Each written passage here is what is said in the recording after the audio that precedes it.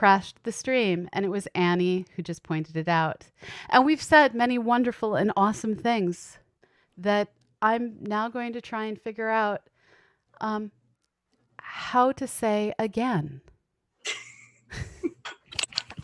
But before we do that, it is important that we all raise a bottle, a glass, whatever, and celebrate what we've accomplished. So cheers, everyone. Cheers. To Bennu being done for now. Yay!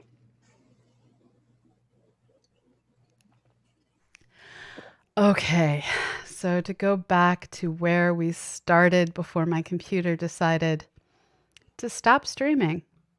My computer is full of hate tonight. It's not just hate for rocks, people. It's not just hate for rocks. So, as I've said earlier, and I'm going to repeat again, and Karina, I'm sorry that you get to hear all of this 3 times. But back early on, when we first got in the winter of our rocky despair, those early images of Bennu, and we learned this wasn't a world that was anything like we expected. What was your reaction to all the misbegotten rocks? I mean, I think that we all had the same reaction that everybody at CosmoQuest had, and you had, just initial disbelief. We really expected to find a big, sandy, perfect area that jumps out immediately, or we would be choosing between 2 or 3 or 4 perfectly large, perfectly smooth sample sites, and we might have to count 1 or 2 very large boulders on it.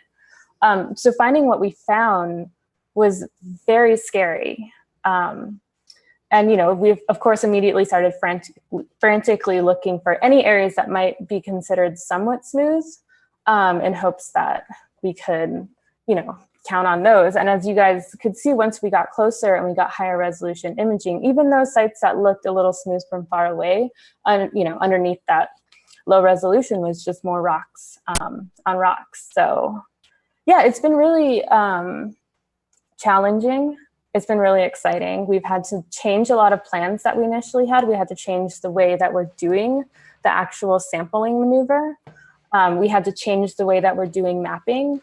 We expected to have the global map counted down to 1 meter within a few weeks of getting the first images. Wait, you thought there'd be so few rocks you could do it within a few weeks? Mm-hmm. And on the entire asteroid, like we were very confident.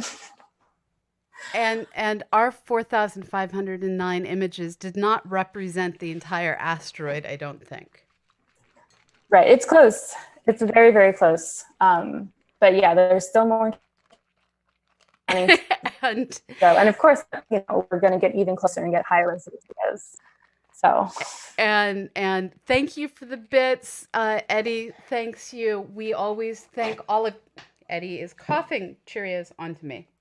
Sorry. We are apparently thanking you with grossness as well as cuteness this evening. One of the things that really got me was we had originally assumed that worst case, it would take 10 minutes for the gnarliest images in the data set to get marked, and more likely it would take 3 to 5 minutes per image. And it turns out it's generally taking people 30 minutes to an hour. Now, when it takes people 10 times longer to complete the images, you figure it's going to take the entire community 10 times longer to complete the project. And we were supposed to be done by July 10th. And 10 times longer had us like end of the year going into 2020 before we were able to finish.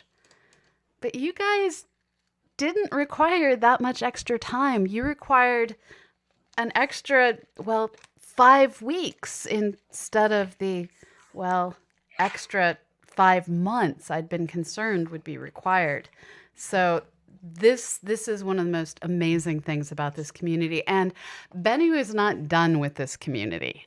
One of the things that I've been trying to say over and over is we're done with this phase. Can you tell our audience a little bit about, well, just what our superhero markers have in store for them next? Yeah, so like I said, we need to get even closer to the asteroid. We need to take higher resolution images of the 4 potential sample sites that we've already chosen. By the end of the year, we actually need to bring that down to just 2 sample sites, so that at that point we can even get closer and take higher resolution images for that. So because you had some users that were so dedicated Mike and Cassidy, so good, Nilium. that they were matching the internal counters that we have. So we trust them, and we have enough data from them now that we can stick them on the images the same way that we count the images, which is essentially one person counts them and then one other person checks it. So we don't need the 15 or 16 people counting the same ones, because these people have proven themselves to be reliable, which is great. And it's not something that we necessarily expected at all. So this is incredible to see citizen scientists stepping up like this. It's really been amazing to just watch what all of you have done, because I don't think there's a single person either on the OSIRIS-REx team or over at CosmoQuest that actually enjoys marking this many expletive rocks. But you've still done a tremendous effort, and all of us have been in there together supporting each other. And Karina, you were mentioning your team basically does the exact same thing over there, where they gather around and debate what Mhm. where does one boulder end and the next begin, the same way our community does. It's all one family making the science happen, essentially. Yeah, it's just as hard for us. Anything that you guys are confused by, we're probably confused by the same thing. Now, you are going to be presenting some of the earliest science results in just a couple of months at the joint DPS EPSC meeting in Europe. And Annie and I won't have the opportunity to be there, which means we'll be here ready to present everything that's coming. Now, I know all the science results are embargoed. I'm not going to even ask you to hint at what science is to come, but can you tell us, like, do you have multiple special sessions? Do you have press releases planned? Can you tell us how much information to expect? Yeah, so we have a special session, which I'm actually not a part of, which is funny because I'm doing a special citizen science session. Okay. So I'm not going to be part of the OSIRIS-REx community, though I will be co-authors on a lot of those papers. But yeah, there's going to be a lot of interesting stuff. And obviously it'll be a lot of the stuff about everything leading up to the sample site selection. And it'll be before we do our next high resolution imaging campaigns. So unfortunately there won't be any of that kind of stuff, but we have been doing high resolution orbital campaigns for global mapping using some of the other instruments. So you guys can expect definitely some cool shape model stuff, definitely some cool thermal stuff. All those instruments have been running like crazy, as my instrument, which is the OCAM's cameras, have been kind of riding along and being the secondary instruments for the last few months. That's awesome. Do you know when we'll have 3D models that we can 3D print? I believe you can do the initial approach models already. I think they're on the website for download. And then we have some really incredible ones from the last few months that I'm sure Those they'll are put the them on the ones website. I want. Yeah, those ones are mind-blowing. Yeah, it's really unbelievable how higher resolution these LiDAR systems are getting. Now you're looking at Bennu with a combination of reflected laser light, so radar, but even higher resolution using shorter wavelengths of light. You have stereo optical images. What is the most amazing thing that you're able to put together with this new combination? Well, it's an old combination of technologies, but at a higher resolution than has ever been achieved before.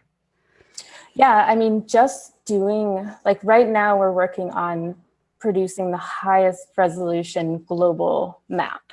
And that takes in so much of the information. It takes in the shape model information, which is of course the highest resolution that we've ever got from an object this size. It takes in the imaging information, which it takes thousands of individual images just to create one. I mean, you guys saw, just to create one single mosaic. And then, of course, we have to do photometric correction on that. So that takes in a lot of the other instrument information. And then we use that to do additional mapping. So we'll have, that's a base map. That'll be on beneath everybody else's science that they're going to stack on top of it. So yeah, it just gets layered upon layered. And we really do have to rely on the other teams for our data products, and same with them. So it's been really interesting working with everybody at the same time, all trying to produce good data and trade it around in a timely manner. And this is the amazing era that we live in, doing what's called multi-messenger astronomy and multi-messenger planetary science. In astronomy, we're dealing with gravitational waves, neutrino detections, and light. In planetary science, you're dealing with radar, LIDAR, and then all of these different forms of imaging that take place as well. And we really are using every bit of technology we can to scientifically reach out and touch these objects we can't actually touch, except OSIRIS-REx is actually going to touch Bennu. And that's coming up, if I remember correctly, in December? It is going to happen next summer. Oh, shoot. I'm thinking of the wrong mission. Hayabusa is sending their stuff back in December. That's what I'm thinking of. I'm mixing the missions. Sorry. It's easy to get them mixed up. I mean, but I shouldn't. I should know better. I'm going to blame the small bit of this cider I've drank. So we still have a wait. The mission starts heading back in a year, and then when will the samples finally get to the laboratories? They will get back to Earth in 2023. Okay. And then we'll get sent to the labs, and I'm sure immediately the testing and the analysis will begin on them. But that's for people who actually like rocks. I'm going to be satisfied with all of the photo imaging you guys are doing. Yeah. Now, Annie, you've been down in the trenches a lot more than I have. What has this ride been for you as you've been there as the cheerleader and the statistician, figuring out how close to the end we are at any given moment? Today was very satisfying in watching those numbers finally bubble up, because I'd been watching them since the beginning of the month slowly bubble up. But watching them bubble up all the way up to the top today was very satisfying. Today was probably the most positive I've ever been about mapping, because I knew we were so close to the end. Early on, it was like, all right, I'm going to be honest here. The title says, this is a support group, but I am totally hate mapping Bennu. I am completely honest in hate mapping Bennu, but I'm doing it because together it hurts a whole lot less. So yes, beginning was rough, but today was very satisfying. Yeah. I think I've caught you a couple of times going, I hate this rock, and just hating on each rock individually, which is statistically good. They each need attention. Yeah. I've also been highly amused by, even though we don't have a tool or didn't have a tool to mark all the weird things that we saw, like all of the rocks that are shaped like letters, which you haven't seen those yet, Karina. Those are amazing. I don't know if we have the full alphabet yet, but I know I've seen the letter L a couple times, like essentially anything that's really straight. There's been so many letters, and honestly, if we came out with a little like flashcard alphabet of just the letters we found on Bennu, that would make my year. I would love to see that. It's Identity 4 has really done a masterful job at finding things that look like things. My favorite that folks have come up with is 2 different images that had a really sad face that reminded me of a really sad frog or toad, like from Mr. Toad's Wild Ride. So these are the things that have amused me a lot. And Now, a couple of days ago, we got this great question that was just thrown into the wind as a I wonder, not expecting a real answer of, I wonder if there's going to be a loot crate when we get to the end of mapping Bennu. And the answer is yes. Yes, there is. And the OSIRIS-REx team is sending along a goodie box that Annie, Susie, and I are going to take custody of next week. And Annie, you're working on hunting down all the humans who are getting the goods. Yes, so far I've contacted everybody that's hit above 1,000 images. I already have everything they want. The next group down is going to be between 500 and 1,000, and I'm working my way down from there because that's just the easiest way to handle it. But yeah, there's I think only 8 or 9 people that are superheroes have been like, yeah, you're right. I didn't do this expecting a reward, but I'm so happy to get all this swag. So they're all pretty excited. They really are. And you're sending a certificate via email to absolutely everyone. Absolutely everyone, even if they've only done one image. And to be quite honest, the people that did one image are going to get their certificates last because they are the largest group of people statistically. But that's okay. They did an image. I know how much, this hurt some people. I know how many people just noped out, because I've talked to people that didn't even complete an image. They're like, nope, I'm done. Yeah. I would have been one of those people, but I'm running this project. I get it. Yeah. Yeah. Karina, I totally bribed one of my friends with homemade candy to get to the leaderboard. Oh, thank you. Yeah, I have the big box of loot on my desk at work, and I have to fight people off daily because people walk in and they just start picking through it, and it's like, nope, it's not for you guys. It'll be nice when you guys come and get it. Yes, we can't wait, and yeah, I'm already thinking of all the things that I need to do. I need to send out a newsletter to our entire community saying, hey, if you didn't notice, we're done. I need to change the landing page to say, phase 1 complete. Don't launch the app. We're done, people. We're done. And phase 2 will be private, but that's just the end of this project. The next thing that we're going to be working on is a project to study glacier lakes, working with Science in the Wild with Juliana. And it's going to be a whole new version of CosmoQuest that is completely open source. And any of you out there who want to contribute by writing code rather than measuring very depressing melting glaciers, I didn't say it was a more uplifting project. I said it wasn't mapping rocks. Join us. This is a community that takes care of each other, and everything is open to everyone. And we're so glad that you're all here. Now, Karina, this is just the end of this phase for you as well. What is the absolute next thing you're going to be working on? So right now, a lot of people are trying to write science papers, myself included, create the global mosaic. Then we go into the reconnaissance, do the high resolution imaging. We get it down to 2 sample sites, and then we do more imaging. And then that pretty much leads us up to sample acquisition. And then after that, I have no idea.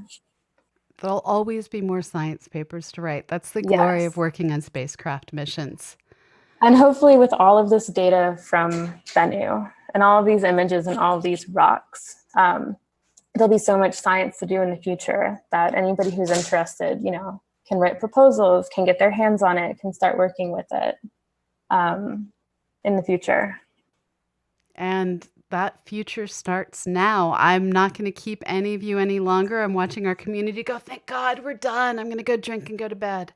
There are folks over in Europe that stayed up tremendously late to see us finish.